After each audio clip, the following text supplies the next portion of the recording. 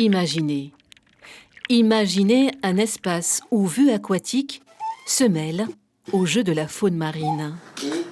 À Opunohu, un écomusée pilote sort de terre. Pilote parce qu'il s'agit d'un outil public qui a vocation à donner des moyens aux associations, écoles, prestataires touristiques et entreprises de développer durablement leur activité.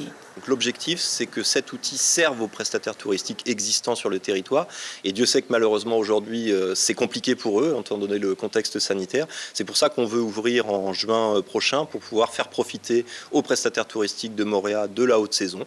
Donc nous, ce que nous allons faire ici, c'est que nous allons former les prestataires de l'île au contenu du musée. Donc on va les former gracieusement. Et après, on leur autorisera à venir gracieusement également dans le musée pour pouvoir s'en servir vraiment comme un outil de développement de leur activité. La science est au cœur de ce projet, mais aussi la culture. Cet espace unique au monde propose en effet aux visiteurs de découvrir virtuellement l'écosystème de Moorea au moyen de vidéos et de vitrines explicatives. Et il sera également possible de chausser ses baskets pour fouler des sentiers piétonniers culturels, nés de l'esprit de Reimwana Oito, président de l'association Moorea Biodiversité. Ce sentier va permettre de monter à un premier point de vue qui donne une vision de l'ensemble de la caldeira et de la baie d'Opunohu.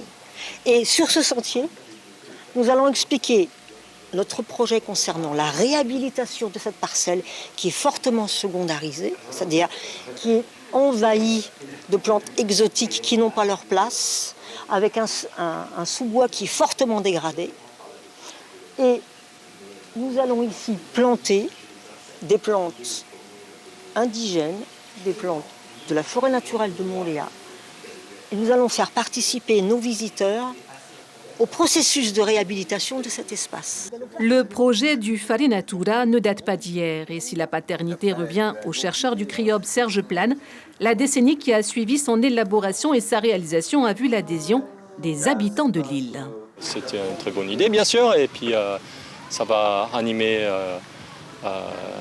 tout Haïti et Moorea et les autres îles aussi à peut-être faire la même chose et aller vers la découverte de la nature et de l'environnement. Je trouve que c'est bien le truc qu'ils ont fait en place bientôt ouvert, quoi, hein.